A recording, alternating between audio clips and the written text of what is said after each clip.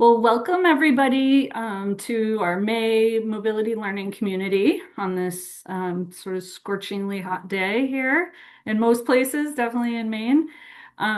We are really excited to have Stevie Pasamonte with us from the National Campaign for Transit Justice, and they will introduce themselves when we get into the presentation. My name is Stevie Pasamonte. I'm with the National Campaign for Transit Justice, and we primarily work on policy at the federal level while also supporting state and local groups in their work on the ground, whatever that may be. So we provide trainings, provide resources, anything that's going to help you in the work that you all are doing.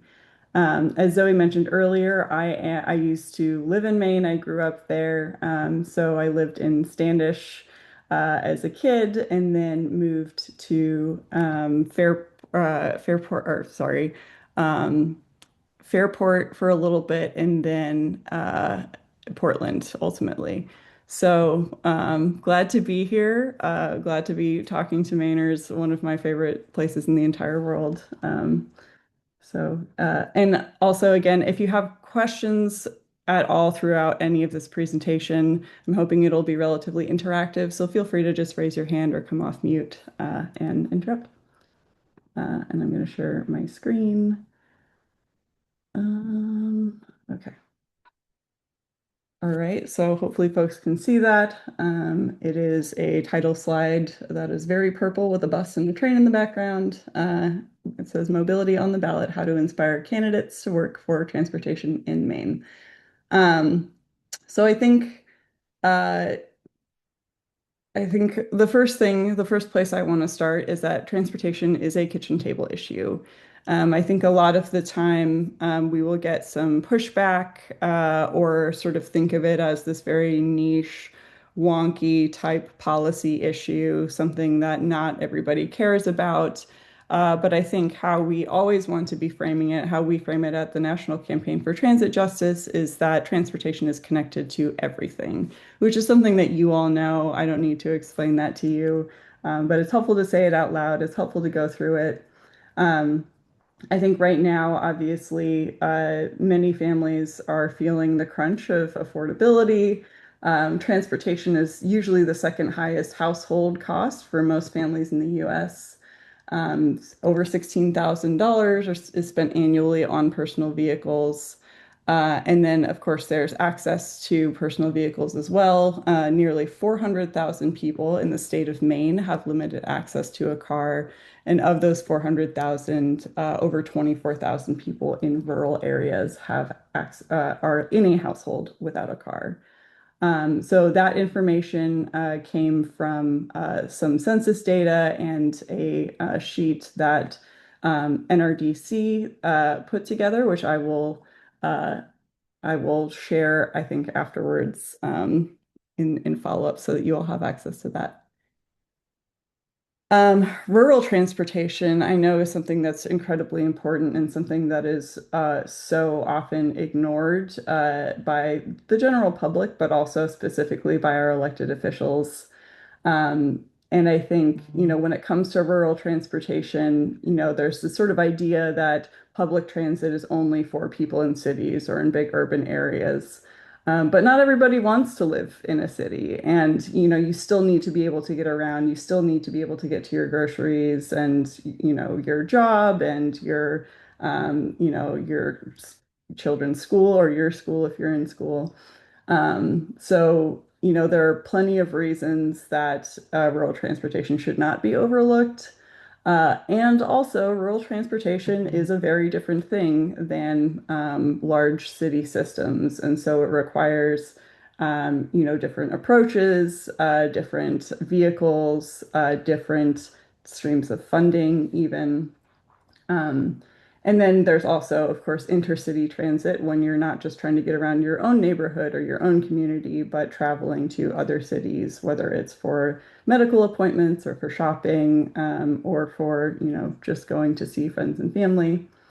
And finally, my last point here is just that rural transit agencies rely a lot more on federal government funding than urban agencies who have the ability to sort of, collect sales taxes and things locally that help support their system. So when you're talking, especially to your congressional elected representatives and candidates, but also even your local ones, it's important to let them know that federal funding is hugely important if you want transit access, whatever that may look like in your community. I just wanted to share a quick example of a state that I work with and organizations that I work with called Transit for All PA. Similarly, it's a statewide coalition focused on building grassroots movement toward more funding for transportation. They have done a really great job of building a statewide coalition that fights for both rural and urban transit, and importantly ties those two together so that you're not sort of pitting, Pittsburgh and Philadelphia against more rural areas in Pennsylvania. So they have nearly 100 community organizations that they work with, businesses, churches, unions, labor councils, and even some elected leaders who are part of their coalition. One of the really impactful things that they have done is ensure that much of their work is done through a disability justice lens, and that folks who are the most reliant on transit are actually the ones leading the movement. Um, there's a photograph on this slide of a cover of a report that they've done called the Rural Urban Unity Project for Transit for All PA. I will link that out to folks who are interested. It's a really great read just to see exactly how they're doing that and to sort of disrupt this narrative that transportation is a rural versus an urban issue, and it's actually something that they all want to move forward with together. On this slide, you can see as part of Transit for All PA's effort, there's a headline here that says, "Losing their routes, PA's transit funding crisis looms over rural systems," and it shows an image of folks holding up signs to save our service. Rural Metro Transit helps neighbors and our environment. And a quote from one of their organizers that says, "The roads less traveled still rely on public transportation. All the transit talk in Harrisburg has been focused on the Commonwealth's two biggest cities, Philadelphia and Pittsburgh, and the need for state funding and support to support their transit systems. But as many transit advocates have pointed out, there are public transit systems in all 67 counties in the Commonwealth of Pennsylvania." So they really leaned on that to get statewide funding for their transit systems and to prevent cuts where there would be highly detrimental. And then here's just another headline that says, "Not just SEPTA, public transit is in trouble across Pennsylvania, including in GOP districts." So, Transit for All PA is just one example of coalitions across the country who are working on this issue across the state, who are coming together with both rural and urban and suburban transit advocates to make sure that everybody has access to some form of transportation, even if that looks a little bit different in each area. So, I'm going to go into talking to candidates and why it's critical. So I'll just for reference for folks who are part of a 501c3 organization, I know that sometimes there's a lot of hesitancy to engage in elections, to engage with candidates due to your tax status. And I'm happy to send over additional resources about kind of what is allowed and what is not. But I'll say at the very top of this that you are allowed to engage with candidates. You are allowed to engage with elected officials and to educate them about these issues, and importantly, to share your stories about these issues. So long as you are not endorsing them, so long as the information that you're providing is publicly available, maybe on your website, you can send them that information and you can make sure that they know that people in your area want more or better public transit access. Um, So here's why it's critical. I am someone who works with Congress very regularly, and the thing that we hear most from them when we bring up this issue is that they don't normally hear about it. They're like, people are worried about healthcare, people are worried about food, people are worried about their housing costs, all things that are related to transit and that are, deeply intrinsically tied to transit, but they don't hear transit and transportation come up as often as we would like. And I think sometimes when we're steeped in this world, it's very easy to be like, oh, yes, of course, everybody's talking about it. I'm talking about it all the time. But for someone like an elected official for whom they're getting all this sort of deluge of information from all issues in all areas, transportation does not come up very often. And so it's really important for you to engage regularly with them to make sure that it's at least somewhere top of mind for them.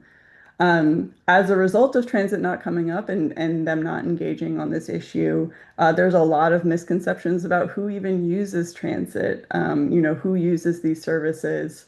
Again, back to that idea that folks in rural Maine would never use this system. It's like, well, it turns out that they already do, and it's just that it's underfunded and needs more support. Um, Another reason to talk to candidates specifically is because this is the most open they are ever going to be because they want your vote.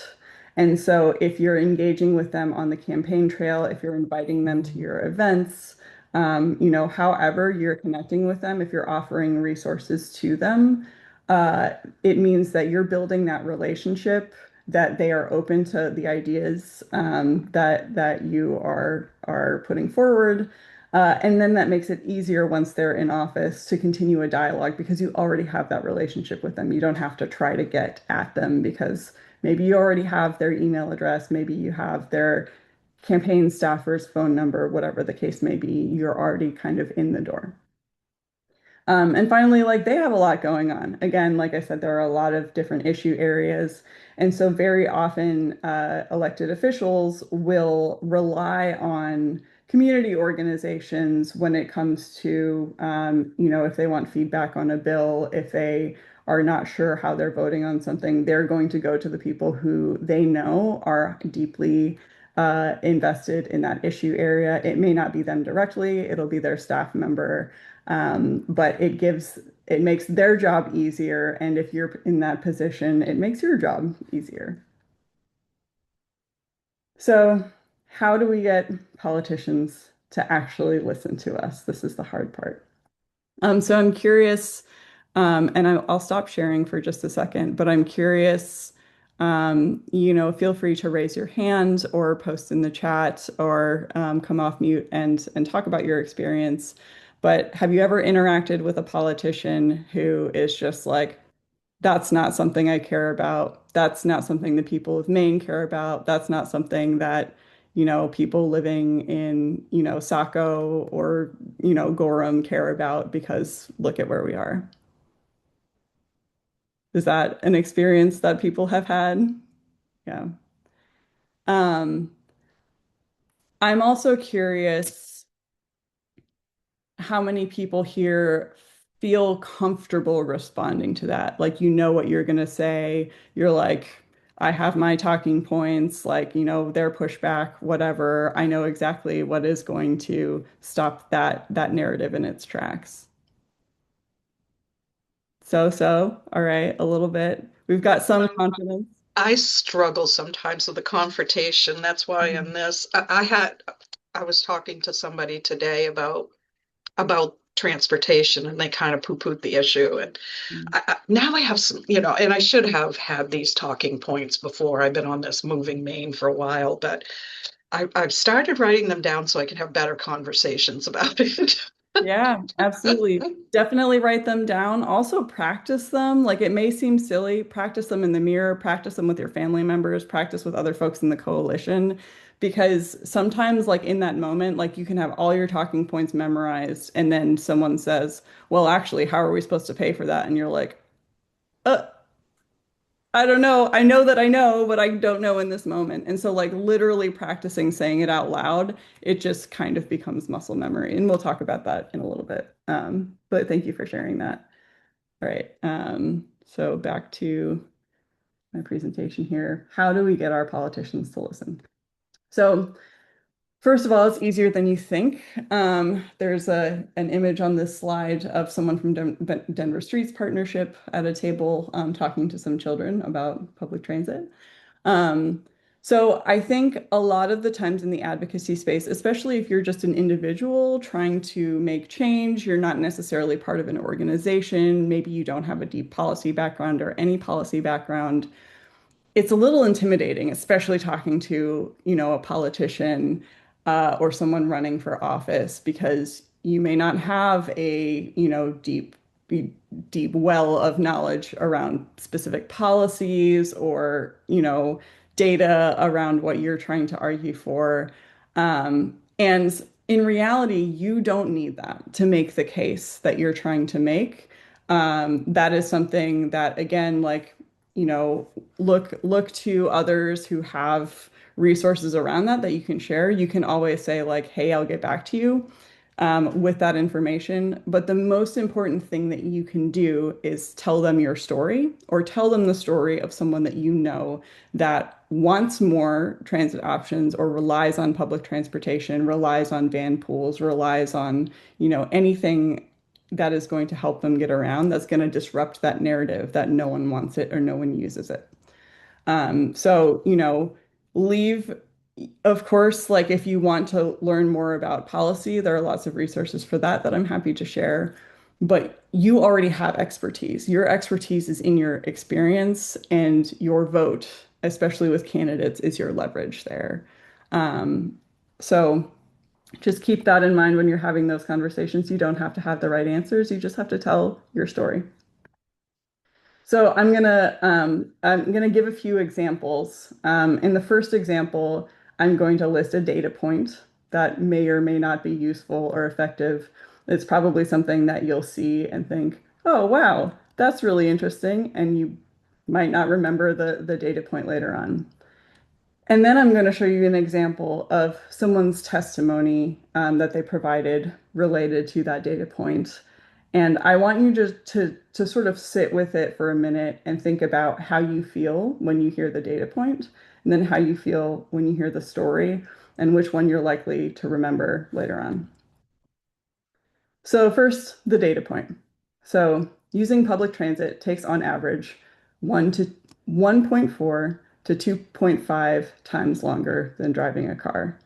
Our friends over at Greater Washington, which is an organization in DC, call this the transit time tax. When we're not investing enough in transit, that it takes forever compared to using another personal vehicle.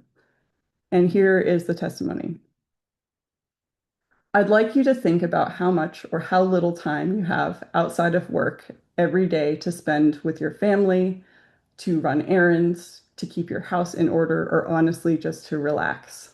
Ask yourself, does it feel like enough? Has it ever felt like enough?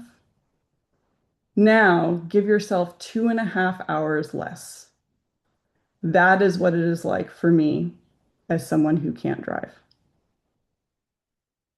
So this was a testimony provided by someone with a disability. That means that they aren't able to drive. And this is what they used to fight for better funding for public transportation. If you're speaking to a politician, you can give them the number and maybe they'll remember it. Maybe they won't. Maybe it'll be impactful. Maybe it's so abstract that it doesn't really matter to them. But telling them this story is going to make that impact. I'm going to share another story from someone in Newburgh, New York, which is a rural area of the Hudson Valley area. In Newburgh, public transit is almost non-existent. The buses don't reach many places, including where I used to work at Amazon. If you don't have a car, your options are paying $20 one way for an Uber or a taxi, which adds up to $160 a week or more, or walking miles in dangerous conditions. because there aren't options for people to get to work. It's not uncommon to see people walking out to the Amazon warehouse in the dark. At best, it's undignified, and at worst, it is dangerous. In early 2014, a friend of mine was tragically hit and killed by a drunk driver on his way to work. He was walking to work because he had no other way to get there. No one should be killed just trying to get to work, but these are the kinds of risks that working people take when there aren't better options. This is the type of story that is going to make an impact on that candidate, on that elected official. You don't have to know everything about transportation policy to know that it's messed up, that trying to get to work is going to get you killed. And so don't worry when you're speaking to them about, I don't have all the facts, I don't have all of the figures. Tell them your story, tell them the story of somebody that you know. Encourage that someone you know to then tell them their story. Sometimes people have stories like these and they don't even connect it to the need for public transportation or for any kind of transportation, for sidewalks, for whatever the case may be. So sometimes it's about connecting those thoughts for the people who have these stories and then encouraging them to share. I'll just to reinforce that, what I'll say is 100 constituent stories are always going to be more persuasive than one perfect policy pitch. And it helps if those 100 stories have a consistent core message to them. So there's a thing called message discipline that many folks may have heard of, many have not. But message discipline is basically the intentional, consistent use of one clear message across all platforms by all spokespeople. So, for example, in the Moving Maine Coalition, right, you don't have to all have the same policy goals. You don't have to all have the same approach. But if you have a set of core messages that you all have identified and agreed upon, make sure you're repeating that message as much as humanly possible because it's consistency that cuts through the noise and builds trust. This is why brands have jingles, they have slogans, they have all of that, because if you just hear it a million times, you're going to think of that brand. And if you say your talking point a million times, don't be afraid to repeat it because it's saying it consistently and having other people saying it consistently that's really going to stick with the person that you're talking to, whether it's an elected official, whether it's a candidate, whether it's just a regular person. Another thing, which I'll go into a little more in a bit, is the more you repeat something, first of all, the easier it is to remember. Secondly, the more true it sounds. And thirdly, you can build that confidence, right? You're practicing. If you've said the same thing a million times, then you have an anchor point in your story, in whatever it is you're trying to say. And then the last thing here is media accuracy, because if you're saying it a million times, the media can't really like distort the quote because you're quoted, 10 other places saying the same thing. So if you want to write a letter to the editor or an op-ed, if you want to do a social media video, if you want to talk to someone at a local blog, just make sure you're hitting those talking points, whatever you've decided that they are. And this is what I was talking about earlier. There's something called the illusory truth effect, which is the tendency of any statement that is repeated frequently to ring true, whether or not it's actually true. So this is, for example, how we get a lot of misinformation spread. This is also like how old wives' tales are spread. Like you just say something enough times and it kind of sounds true, even if you know intellectually that it's not. So this is proven by science. Studies have shown that repetition increases the perception of validity. Again, even when people know that something is not true. Um, so just keep that in mind. And also keep that in mind when you're trying to refute something. So you never, ever, ever want to repeat someone else's argument that is against you. Again, like if you're saying it out loud and it's something that they've heard before, it's going to stick in their mind.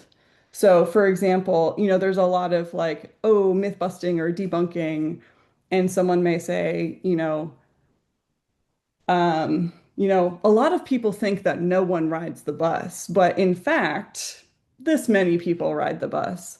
But what they're hearing is no one rides the bus. And what they've heard before is no one rides the bus.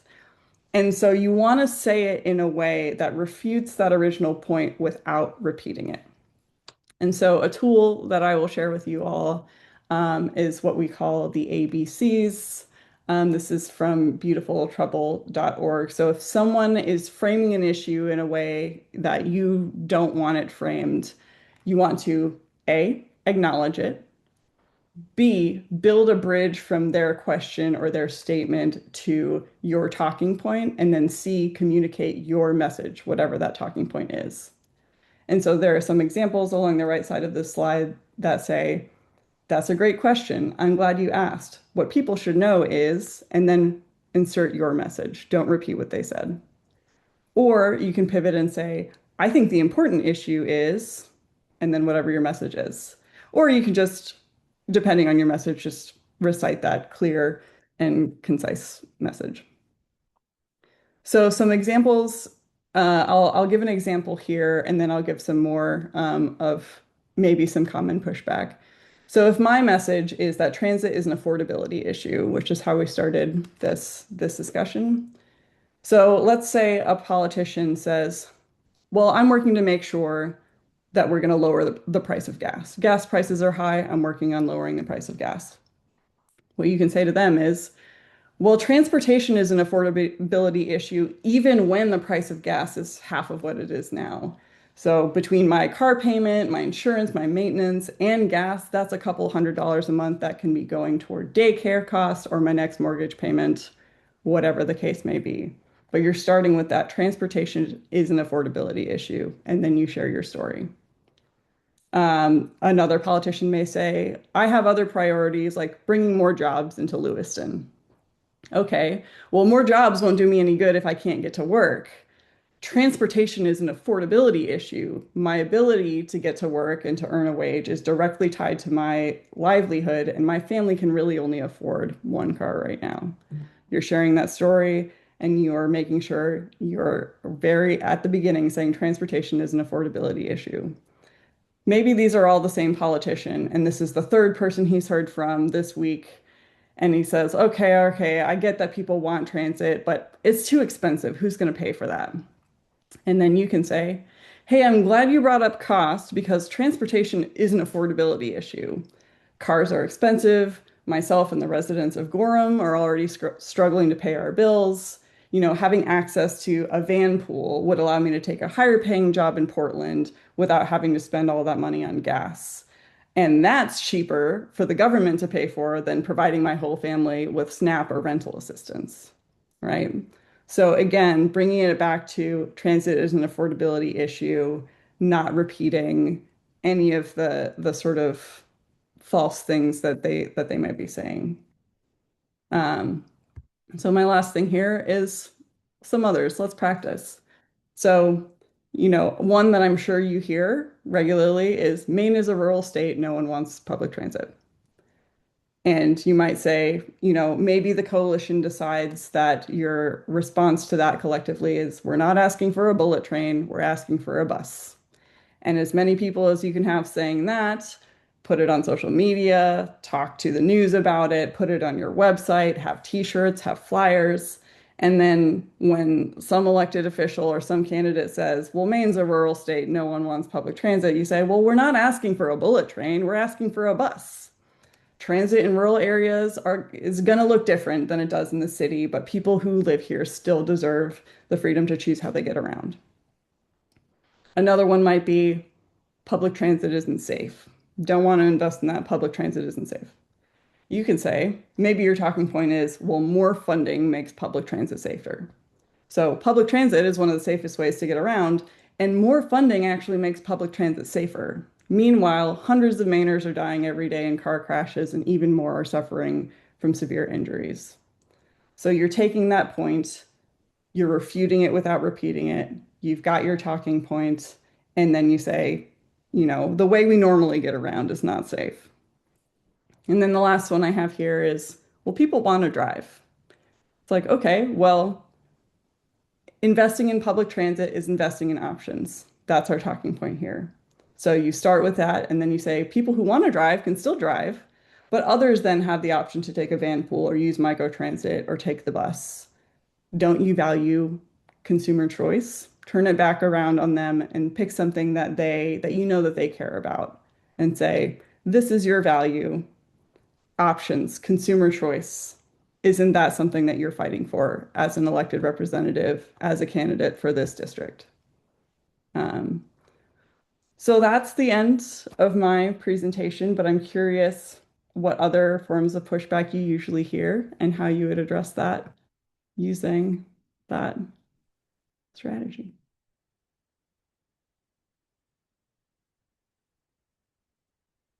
I'm going to call on somebody if no one answers. Well, I'll jump in, Stevie, and then other folks uh, can follow.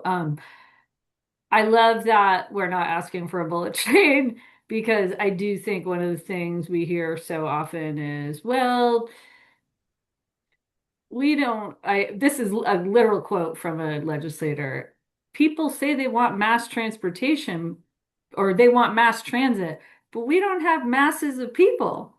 And my thing to him was, but people need rides everywhere. But that's, yeah, I like, I think that's a good one to add in. And I think the other piece, I like the choices one because I think that's something that unfortunately splits us as advocates is that people will say, well, families, the number one thing I hear from families is that they want a car. And so I think us getting good at talking about, like, we're not saying people are bad for wanting a car or owning a car. We're saying people need to have more choices and to be free of the burden of the high cost of vehicle ownership. Yeah, I also think that there's a world where that family has a car. Maybe they just don't have two or three cars, right? Right. And so, they still have a car, they still have access, they use it when and however they want. And then for other trips that are easier to use a bus. I mean, again, I grew up in Portland riding the buses, and that's how I got around. My mom worked two or three jobs most of the time. And so it gave me as a kid, right, the ability to do that before I ever could have a driver's license. So yeah, those are the types of things that, you know, I think again, acknowledging what you're hearing first and then bridging your points to what they're saying is kind of how it's almost not like adversarial, right? It's yes, I agree, or yes, I agree, so therefore more public transit access is the option. More van pools are the thing. This is what we need to invest in. If I could jump in Okay. just briefly, I have a couple of things.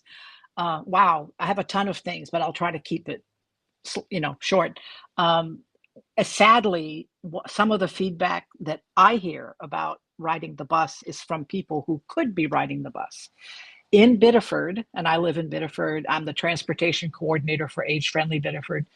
And I just want to put this out there. I am recently car free. I killed my car and I have no intention of buying another one. So I'm getting firsthand experience in riding the bus, using the Uber, using the microtransit that we have, all of those things, and walking a lot because I live in town. One of the things that I hear from people that I deal with through Age Friendly Biddeford is the bus is for poor people. There's a class and more and more racial, socioeconomic issues that come up in their minds. And we try to fight that through intelligent, gentle conversation. But I'm just amazed at how much of that is still out there. I don't know how to counteract that. The other thing I want to bring up before I forget is how to get in touch with um, politicians and people who run places. Look around in your city or town and see if there are openings on committees and boards. I have just recently, because I have no car, I have more time now, believe it or not. Um, I have recently joined the Tri-City Transit Committee. So I will have a voice now in that kind of planning. I'm really looking forward to doing more with them. It's Biddeford, Saco, Old Orchard Beach, the people who use BSUB, our bus system. So all of that. I'm throwing that all out. If you have any insight Yeah. on any of that, go ahead. Again, it's going to sound simple and it's going to sound repetitive, but tell stories by people who use public transit. Again, there's misconception around who uses public transit because we have this idea of who that is. Have someone, shoot a video or write a story or write a letter to the editor, as much as you can flood the zone.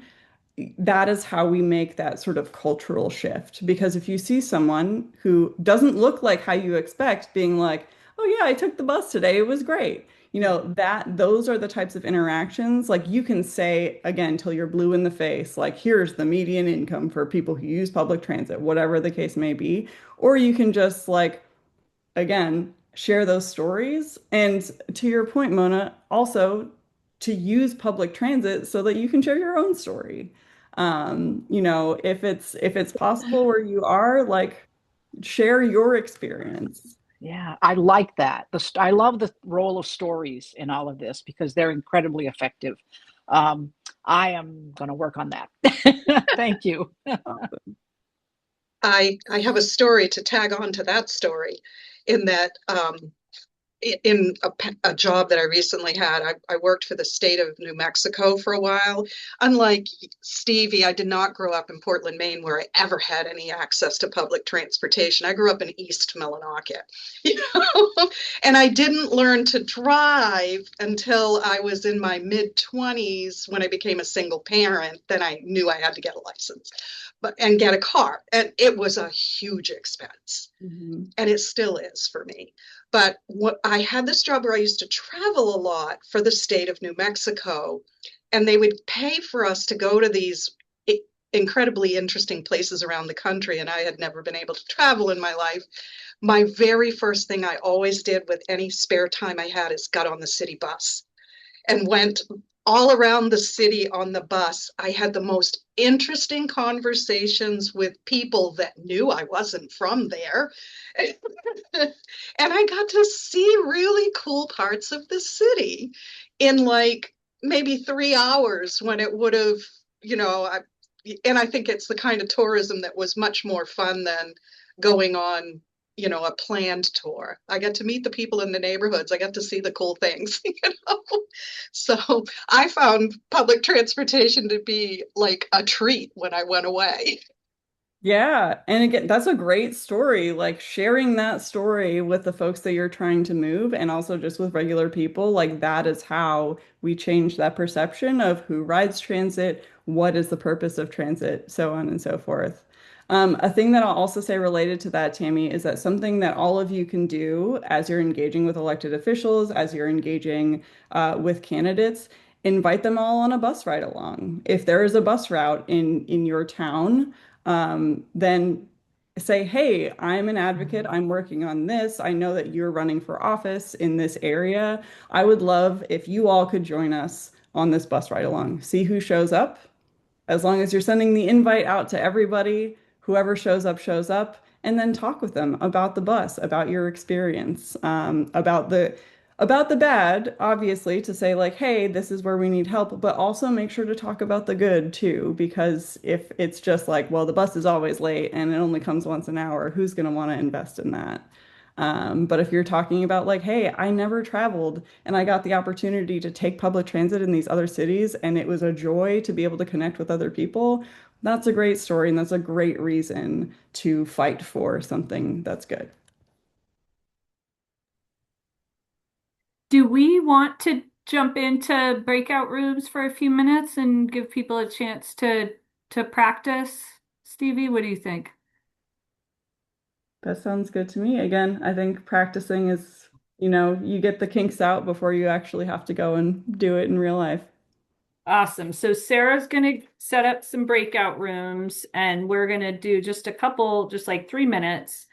Um, and what we'd like to invite you to do is, well, first say hi to folks and introduce yourselves briefly.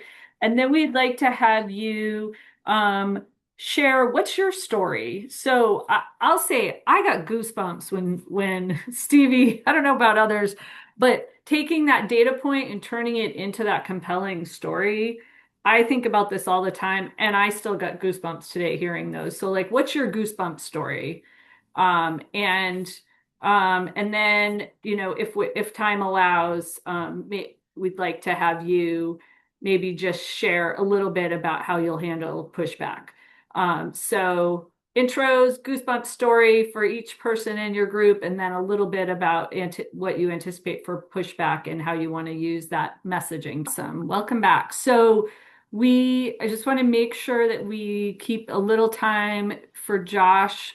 Josh is going to share some tools on how you find your candidates and sort of demystifying that. And so, but before we hear from Josh, yeah, we were just wondering if we invite a couple people to give insights. We don't have time to go around to every group, but anybody hankering to share an insight from their group?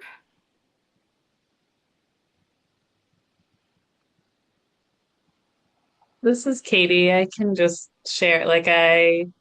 We were talking about how I work with a lot of folks that have some negative stories related to transportation or transit, and Stevie had some good insight that add it, you can have a little bit of negative as long as it's also paired with some positive stories. Just they don't all have to be like mega heartstring pulling, but just speaking to people's real lived experiences are Yeah. what's happening. Okay, that's what I got. And who hasn't had a negative experience driving also? Just want to put that out there. Yeah, and I think that it's important. I think about this a lot, that how do you advocate for better transit without having it seem like you're beating up on transit? And I think some of what Stevie shared is super helpful. And I also think like saying, you know, that points to why we need to invest more in quality public transportation here in Maine. We've underinvested for a long time, and um, keeping it focused on like the problem with transit isn't inherent to transit, it's because of underinvestment. Yeah. Is there one other person who wants to share? And then we'll go to Ryan. I mean, to Josh, sorry. I was looking at Ryan. All right. Well, Josh, let's hear from you with your piece. So turn it over to you. Alrighty, yeah, thank you. Stevie, that was such an awesome presentation, and it just got me thinking about a lot of the conversations I've had. And as an advocate, I always feel like I need to be so cited and have all my facts in order. And I found that the most compelling thing to do is often like say, my neighbor Ellen on Indiana Road growing up in West Gardner, Maine, consistently used KB cab services and was a single woman who lived alone. And sometimes we couldn't give her a ride, and she really needs that service. And that's, communicating it in a story is just always so much more effective at sticking. So I think that's a great takeaway.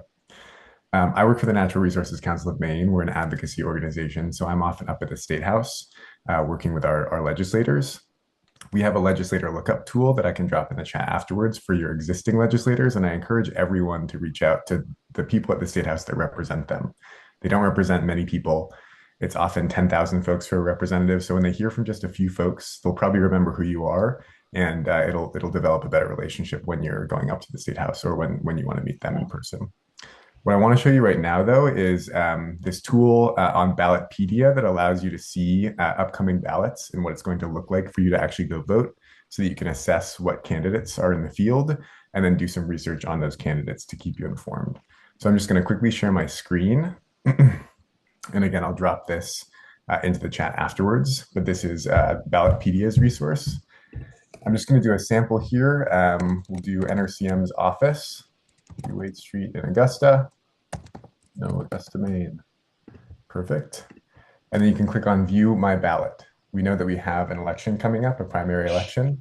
And then when I click Go, it's going to show me the candidates that are going to be on my ballot in the upcoming election. So you can do a drop down for each of these and do a little bit more research. You see the information, for example, that Janet Mills withdrew, but will still appear on your ballot.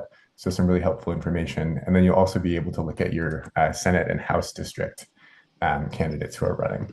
So this is just a really useful way to make sure you know who is running. There's a lot of people that you're going to be voting for on June 9th, and each of them have campaign websites that you'll be able to go look up their stances on a variety of things. Also, just note, I know we're coming to time here, but don't just look at the candidate website. Candidates obviously paint themselves in a great light.